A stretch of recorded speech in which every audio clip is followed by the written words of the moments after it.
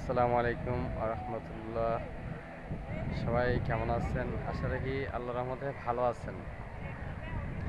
তো আমি গুনাহগার, আজকে পরিবার থেকে বিচ্ছিন্ন, কারণ স্ত্রীরও স্বামীর প্রয়োজন নাই, কন্যাদেরকেও বাবার প্রয়োজন নাই। তবে আমি মনে করি যে আল্লাহর রহমতে আমি ভেরি হ্যাপি। আজকে আমার কোনো টেনশন নাই, কোনো প্যারা নাই, এবং নতুন করে কোনো জীবন সাথী করব সেই চিন্তা ভাবনা মাথায় নেই।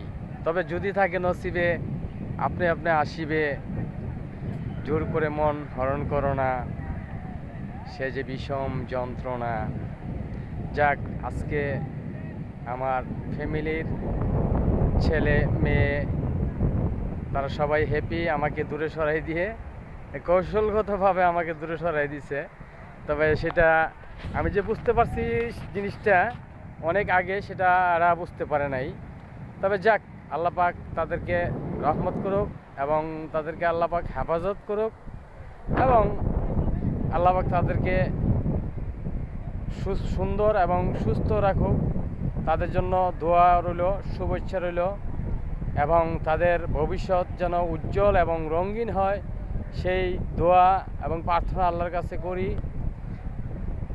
এবং আমার স্ত্রী যেন আরও সুখে থাকতে পারে, এবং আমার কন্যা সন্তানরা যেন আরও সুখে থাকতে পারে, সেই প্রার্থনা সে মহান আল্লাহ তাআলার দরবারে আজকে আমি এই আনোয়ারা লেকে এসে বলতেছি। তবে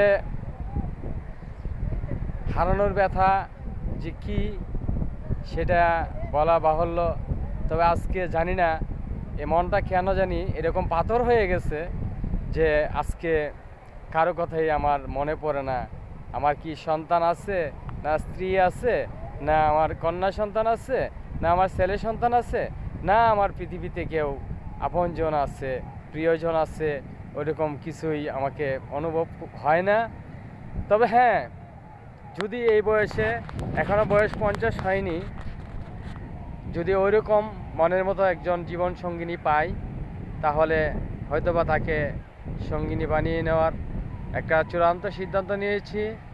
মা, ভাই, বোন এবং আমার বর্তমানে দুর্দিনে যারা আমার পাশে আছে তাদেরকে নিয়ে এই সিদ্ধান্ত নিয়েছি যে আমার লাইফ পার্টনারটা হতে হবে আমার মনের মতো।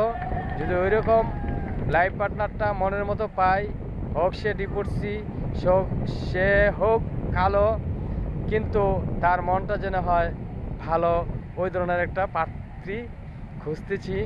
এবং যে জায়গায় জায়গায় ধোঁকা খেয়েছি, ছেঁকা খেয়েছি, এবং অনেক প্রতারণার শিকার হয়েছি, সবচেয়ে থেকে বেশি প্রতারণার শিকার হয়েছি আমার ফ্যামিলি থেকে।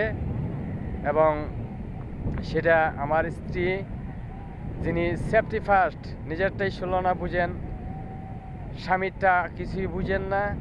তো আজকে চিরসুখে থাকো, শান্তিতে থাকো, দোয়া এবং শুভকামনা রইল।